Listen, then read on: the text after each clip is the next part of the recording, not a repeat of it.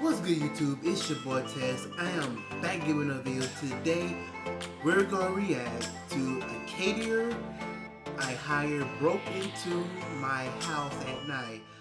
A creepy story time from Steve Lee, or was it Stevie B? I think it's Steve Lee. It's Steve B. So I hope you guys enjoy. I want you guys to like, comment, and especially subscribe. Hit the notification bell so you can notify the next video. And please hit me up on the gram and tell me what you want me to react to or what kind of challenge you want me to do for the next video. So just make sure this DM me. My link will be in the description. So and also comment what you think about this video. And let's get into the video. So let me fix the volume real quick. Olivia and her fiance threw a dinner party one time to celebrate his mom completing chemo. She hired a caterer and they were expecting 25 friends and family. The caterer said he'd bring everything 75% done, but he needed to finish off some dishes in their kitchen. She told him that was fine as long as he finished by 5. He arrived as scheduled at 12 p.m., but the moment he entered the house, Olivia noticed that he had a disgusting smell. That made her uneasy because he was going to be preparing food for sick prior and young kids. She just made sure he washed his hands and then left him to his own devices, worrying she was just being presumptuous. The entire time, he kept asking her about the seasoning of the food and telling her to taste it. She said, "You're the chef, so I trust you. You don't have to keep asking me." Fast forward, he was still there at 5:45. The guests were arriving, so after 2 gentle reminders, she flat out told him she needed him completely out by 6, no matter what. He apologized and said there had been a delay because Olivia's oven wouldn't stay up to temperature. She never had a problem with her oven before, but figured he's the professional, so maybe it was a subtle problem. He gets his bags and packs everything up, but suddenly heads towards her bedroom. Olivia's completely taken aback and says, "Excuse me, where are you going?"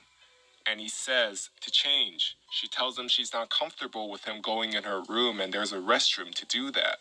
But he insisted it will only take a second and goes in and shuts and locks the door. Olivia couldn't even get a word out before he went in and felt helpless. At this point, her fiancé had come back home, so she explained the situation to him. Confused as to what was going on, he pounds on the door, telling the caterer to come out. The man opens the door wearing a t-shirt and jeans. Her fiancé said, "You shouldn't be in there. You need to leave."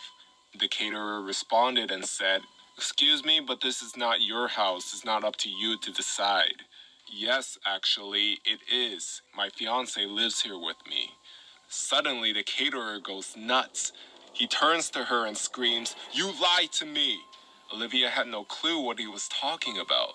He starts yelling about how she led him on and blurting nonsense, calling her disgusting names. He then goes in the kitchen and starts throwing the food out of the refrigerator and onto the floor. Pause. I'm sorry, pause. So, my G, you really doing that for real? If I was the fiance, boy, I had to catch these hands.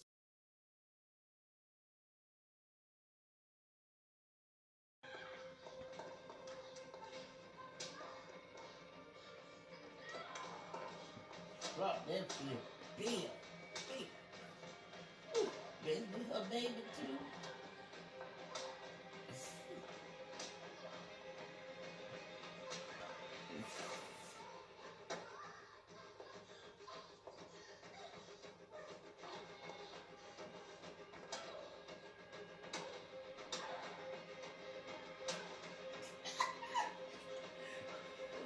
Slow motion.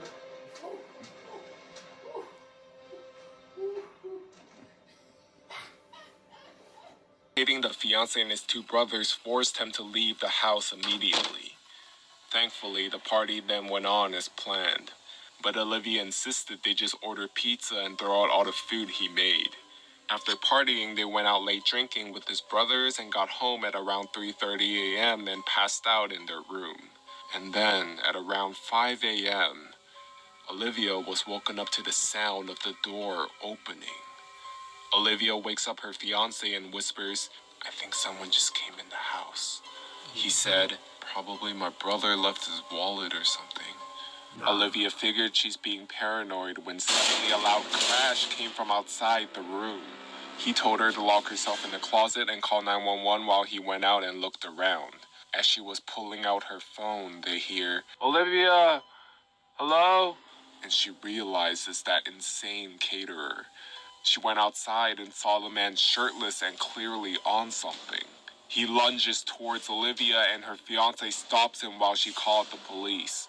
He tells them the cops have been called and it would be in his best interest for him to get off the property. The caterer says, "I have to make sure Olivia's okay." Her fiance stayed between them while she climbed out the window. He even thought of taking the gun out of the safe.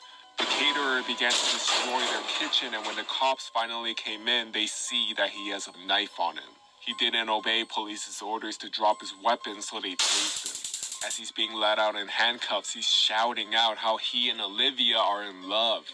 The police asked to do an inventory of the house and see if anything's missing or damaged besides what they witnessed him do. They went around, but saw nothing. But then Olivia remembered that he was in her room. She quickly checked and found out that all her panties were gone. They were so freaked out in the aftermath that they replaced all kitchenware and they had a cleaning crew do a deep clean on the whole house. Olivia was so glad that she decided not to serve the food to the guests, especially her fiance's fragile mother. The caterer sent a letter from prison and thankfully her husband intercepted because she was still recovering from the whole thing. They gave it to the police who helped issue a no-contact order. He was sent to 3 years in prison and thankfully Olivia and her family never saw him again.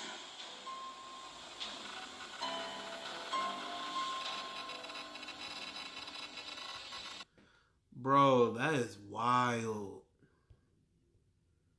Bro, that is for real wild, man.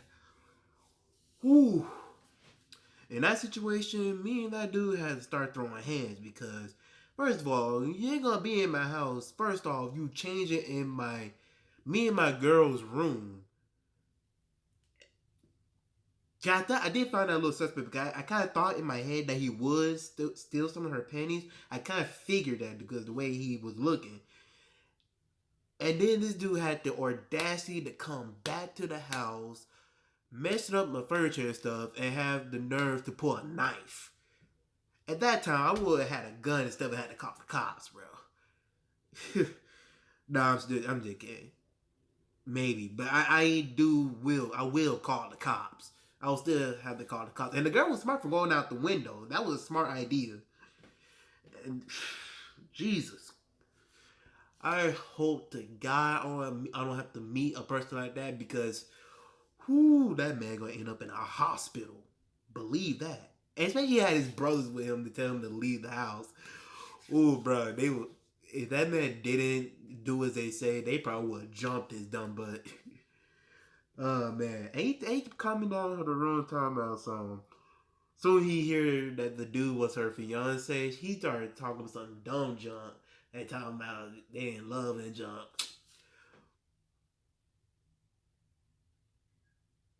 Really, really, boy. Y'all must be in love inside your own dreams because. And how can you really be in love? Oh, Jesus, that's what people do. Hey y'all, I want to let y'all know, be careful, man. Really be careful. Make sure you check the background of the person you hire, and make sure no crazy business goes on in your own home. Okay, stay safe. I love y'all. Be breezy.